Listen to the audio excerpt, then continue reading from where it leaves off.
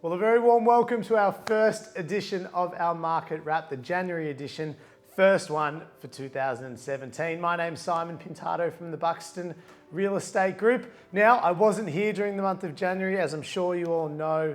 I was actually overseas in South America hiking, doing a lot of the trails, the Inca Trail, hiking through the Andes, and had an absolutely amazing time.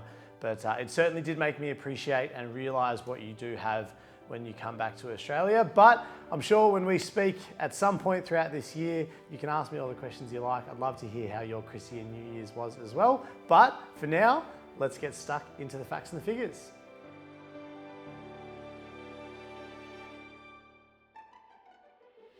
Well, for the month of January, the average clearance rate was 79%.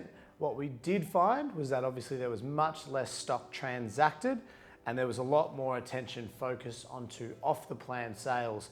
Two in particular that the Buxton Bentley office was involved in. The first one was number 56B Robert Street in Bentley. That was a 4-bedroom, 2-bathroom, 2-car space, brand new townhouse, obviously off the plan, so being brand new.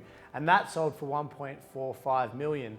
The second one, which I think is even more interesting, is number 1B Florence Street in Ormond. Now that was a 3-bedroom, 2-bathroom, 2-car space property. It was only 22 squares, so not a massive townhouse by any means. That also transacted and sold for 1.45 million off the plan. So some huge tickets being paid. I think a lot of people becoming frustrated with the market, how it is, which I'll touch on a little bit later on in the video, and the prices that we're achieving at auction. So a lot more people certainly are opting for the off-the-plan purchase option as well. So as I said, a 79% clearance rate across the board for the month of January, and what we are planning to see throughout the year, and definitely leading into the colder months throughout the year. Fingers crossed that's a little while away, but we are going to see a lot more stock coming onto the market throughout February and March.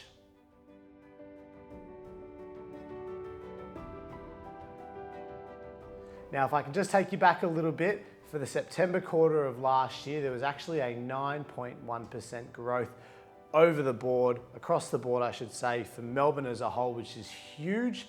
Now, Melbourne was also voted the world's most livable city for the 6th year in a row. A lot of people keep asking me, Simon, why are house prices continuing to go up? How do they keep going up?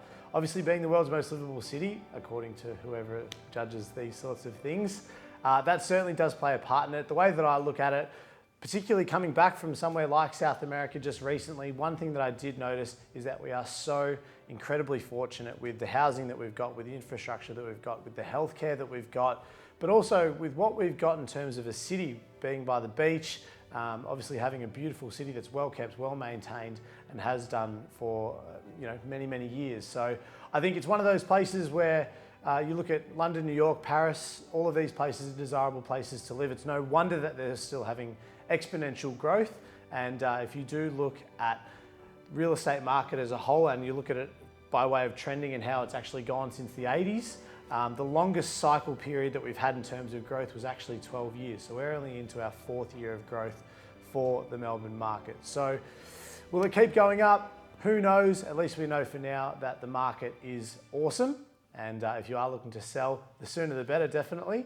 And the cash rate was kept on hold at 1.5% by the Reserve Bank just last week. So thank you very much for watching. My name's Simon Pintado from the Buxton Real Estate Group, and I can't wait to see you throughout the year.